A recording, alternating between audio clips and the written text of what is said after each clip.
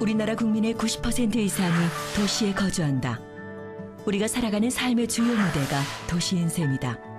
그러나 급격한 도시화 속에 형성된 우리의 도시는 그리 만족스럽지 못하다. 높이 솟은 빌딩 숲은 차갑고 적막한 느낌을 주고 무질서하고 획일화된 주거 공간은 안전하고 편안한 휴식을 주기엔 불편한 점이 많다. 그렇다면 우리는 행복한 도시를 만들기 위해 무엇을 해야 할까? 20여 년간 도시 프로젝트를 수행해온 도시설계 전문가인 정석 교수. 그가 행복한 도시를 만들기 위해 우리가 해야 할 일이 무엇인지를 인문학적 시선으로 풀어낸 책 도시의 발견.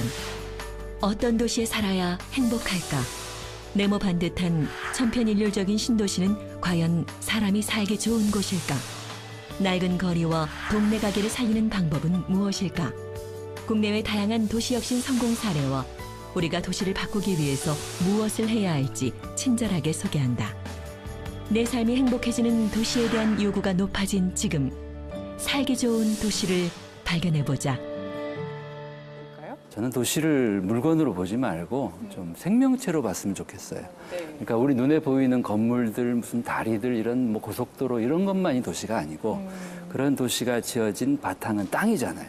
땅부터가 생명이고 거기에는 강도 있고 언덕도 있고 산도 있고 그러면은 도시를 우리가 계획하고 관리하는 일은 생명을 돌보는 일과 다르지 않고 그리고 한 걸음만 더 나가서 도시를 저는 좀 사람처럼 보자. 부모님처럼.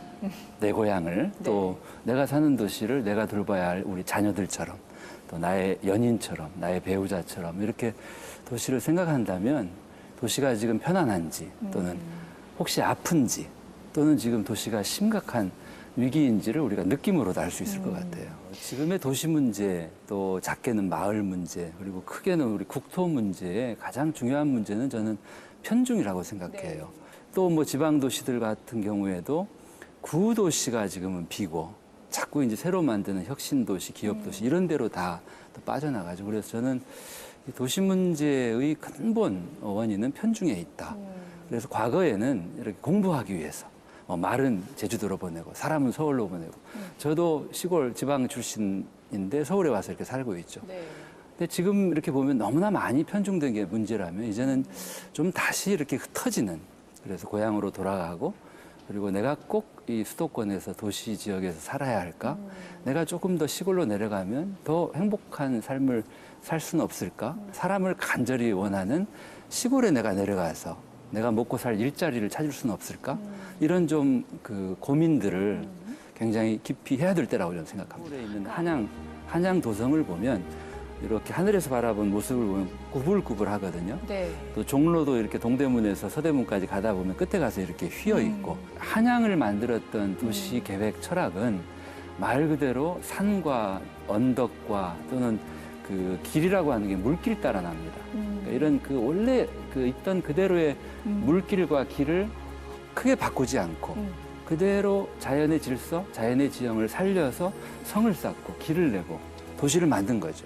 집을 지을 때도 함부로 이렇게 땅을 자르지 않고 자, 이렇게 만든 결과가 지금 우리 한양의 성과 길이거든요. 반면에 북경이라고 하는 도시는 이렇게 평평한 바닥에 우리가 생각하는 그림을 그리듯이 반듯반듯하게 심지어는 호수를 파서 그 흙으로 산을 쌓고 이런 식으로 그러니까 인공을 강조한 그런 방식이죠.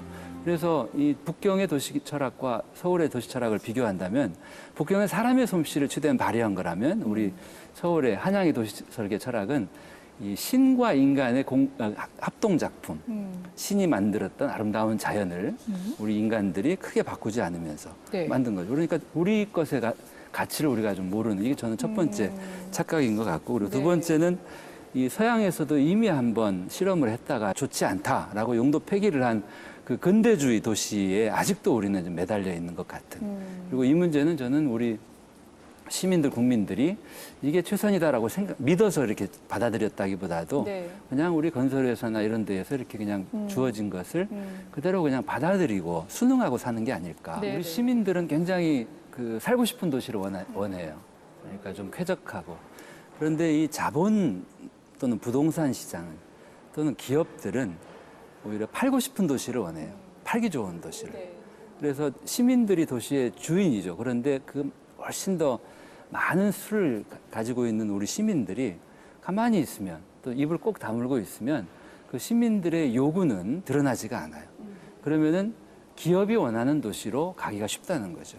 그래서 시민들이 정말 좋은 도시, 살고 싶은 도시를 원한다면 얘기해야 됩니다. 나는 이런 도시를 원해요. 나는 이런 도시 싫어요. 라고 말해야, 그래야 그것이 이 정치력으로 작용을 해서 네. 도시를 바꿀 수 있다.